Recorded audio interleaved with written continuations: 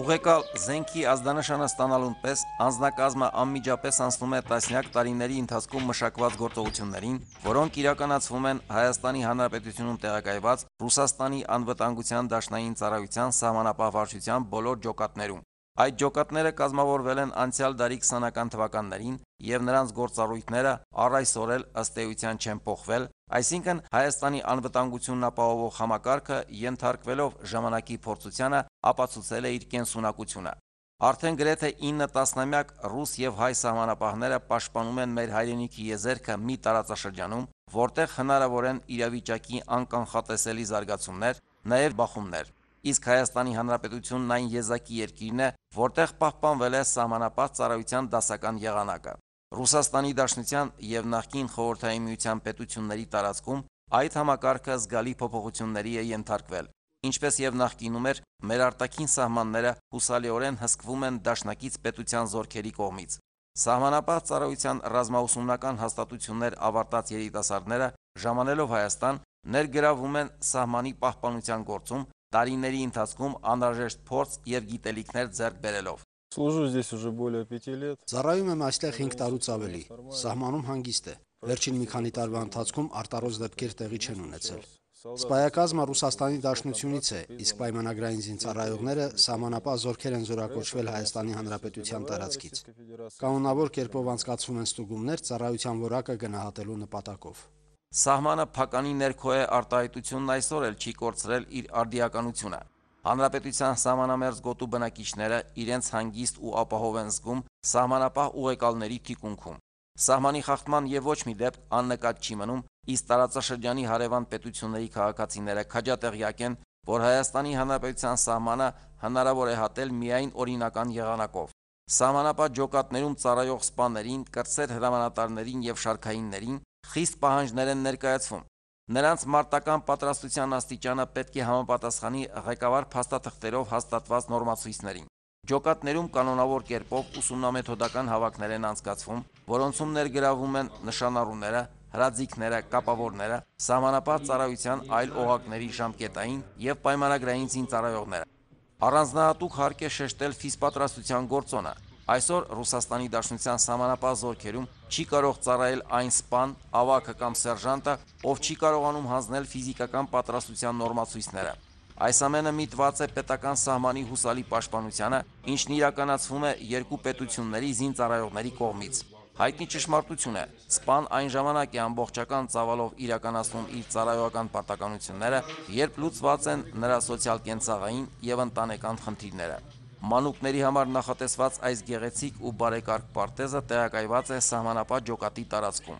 Ռուս և հայ սպաների երեխաների համար ստեղծված են բոլոր անհրաժեշտ պայմանները ուրախ ու անհոգ մանկություն ապրելու համար, իսկ նրանց հայրերը կանգնած են սահմանին, պաշտպանում են Հայաստանի Հանրապետության հողը, պաշտպանում մեր երկրների ռազմավարական շահերը, մարդկային և զինվորական եղբայրության դարավոր ավանդույթները։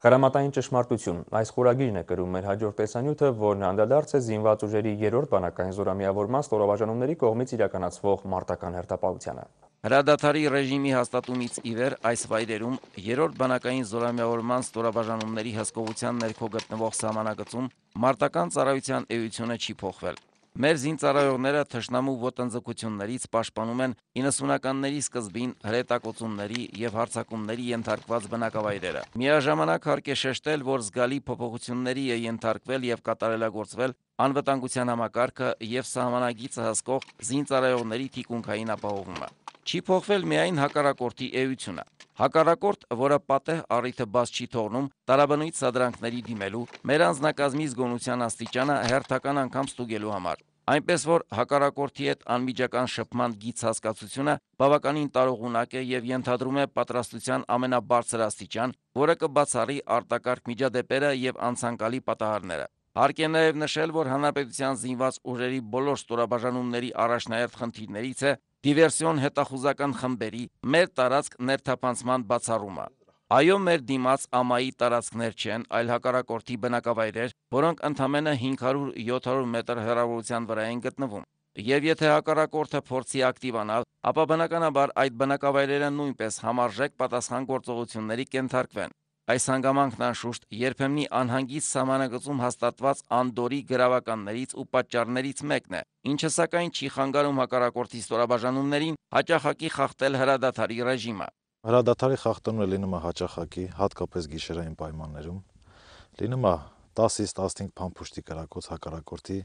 հիմնականում ավտոմատիկ կրակոցներ։ Պատասխան կրակ ճիշտ է, մենք այդ բան իրավունքներ չունենք պատասխան տալու, բայց հարկ եղած ժամանակ, եթե հարկ լինի, անպայման կտանք այդ պատասխանը։ Այսուհանդերձ մոտորաձգային գնդում, նաև մարտական հենակետերում շարունակում են իրականացվել ընթացիկ ծրագրերը, որոնցից կարևորագույնը ներկայումս նախապատրաստությունն է առաջիկայում կայանալիք գլխավոր ռազմական տեսչության ստուգայցին եւ քննություններին։ Այդ քննությունների ցանկում ընդգրկված է նաև ֆիզիկական պատրաստություն առարկան։ Գումարտակի հրամանատար փոխգնդապետ Վլադ Կարապետյանը հենակետերում հաճախ է ստուգում ենթակա անձնակազմի ֆիզիկական կարողությունները։ Մարտական հերթապահությունը զուգորդվում է ֆիզպատրաստության պարապմունքների հետ եւ տղաների շրջանում նկատելի է քննությունները բարձր գնահատականներով հանձնելու ձգտումը։ Նրանք իրենց ծառայության վայրը մարտական հենակետը բարեկարգ վիճակում են պահում, խնամում այս տարածքները, պաշտպանում հայրենաց հողը անկոչ հյուրերից, հուսալի եւ ապահով դարձնում խաղաղ բնակչության կեցությունը։ Այսօրվա համար այսքանը։ Բանակային իրադարձություններին հետևեք նաև վաղը զինուժի կիրակնօրյա թողարկման ժամանակ։ Մնացեք խաղաղությամբ եւ մինչ նոր հանդիպում։